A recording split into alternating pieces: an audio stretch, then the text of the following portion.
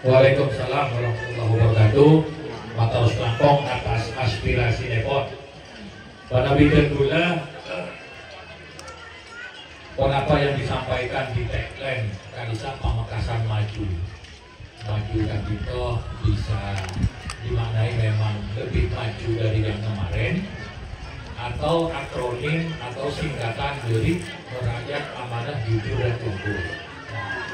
Pamekasan Galinto dalam beberapa data menunjukkan bahwa termasuk daerah yang kategori miskin di Jawa Timur. Bahkan mungkin dibandingkan ke sebelah Sumenep ataupun Sampang, infrastruktur di Kabupaten Pamekasan yang itu boleh dibilang tertinggal. Contohnya sebelum boleh, karena kesejahteraan rakyat itu harus salah satunya bisa merasakan manfaat pembangunan, termasuk juga tentunya sampai jalan-jalan ke pelosok desa. Memang infrastruktur di Kabupaten Pamekasan itu sedikit mengecewakan. Ditanggungkan ke dana desa dan alokasi dana desa rokok diserwale pula untuk sekedar tidak itu harus ada memang tambahan APBD dari kabupaten, harus meningkat semakin APBD kabupaten 2 triliun isonik kalau dibagi untuk Kabupaten Pamekasan, karena lebih banyak untuk belanja pegawai untuk gaji selebihnya untuk membangun Pamekasan ini kurang cukup. Karena kenapa? Karena kurang dananya dari pusat. Kucuran APBN ke APBD kan itu kurang. Saya kira kabupatennya tidak banyak bisa membangun karena kekurangan dana.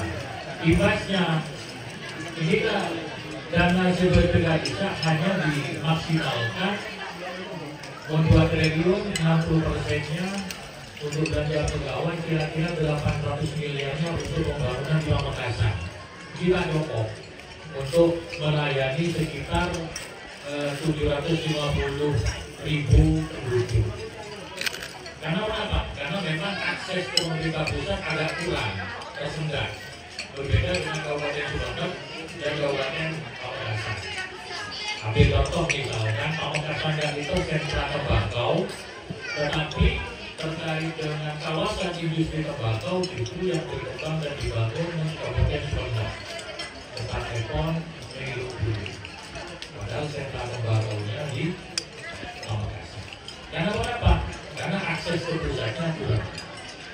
Kedua, karena punya pengalaman di pusat, setidaknya tahu kok paham ruang-ruang untuk bisa mengakses program pembangunan sehingga bisa bermanfaat bagi masyarakat. Khususnya dua persoalan utama saya sudah sampaikan tadi, tingginya harga kebutuhan pokok karena semakin itu harga-harga semakin naik. Yang kedua, kelangkaan pupuk. Pupuk kan itu melarat bin sulit, tak gampang sekali melarat. Serasa melarat tapi larang tapi kumpulnya. Itu persoalan yang harus diselesaikan. Sama yang ketiga, persoalan infrastruktur akan jalan dan semacamnya akan bisa. Karena mau ditanggung kita dan nanti sangat terbatas. Sementara dana APBD sangat terbatas karena kurangnya dana DAK infrastruktur dari pusat. Kedua, sebagai anak mekanik, ini tentu juga ini berkontribusi khususnya bagaimana memudahkan petani di Kabupaten Pamekasan dan itu tidak terlalu sulit dalam akses pupuk misalkan. Yang kedua, hasil panennya juga bisa melipat dan bisa dipasarkan dengan baik. Dan yang terakhir, munculnya kelompok-kelompok ekonomi kreatif tadi itu jangan dibatasi, terutama produk-produk pelaku-pelaku UMKM. Jadi itu harus difasilitasi oleh pemerintah, dilakukan pembinaan dan pendidikan. Dan yang jangka panjangnya tentu tidak pendidikan, karena Pamekasan yang oleh gadang-gadang sebagai kota pendidikan di Madura rupanya belum bisa tercapai.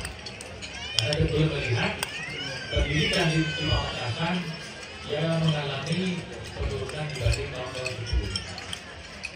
Dan yang tak kalah penting adalah bidang kesehatan. Kalau masyarakat menagih pakai, dan bisa cetak repot kadang dari masyarakat laporan ngurus kegedean, jadi pengantar di kegedean, kegedean rumah sakit tidak lebih lengkap. Karena BPJS saya ikut, itu tuning orang itu lah pengalaman. Tapi dari curhatan tuningnya orang itu sudah pasti tidak bisa. Mau beli kakek mau kasar, mau beli bukan jangan sobat itu atau kasar.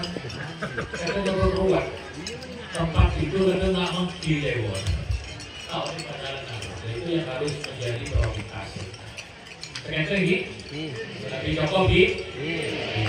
Assalamualaikum warahmatullahi wabarakatuh.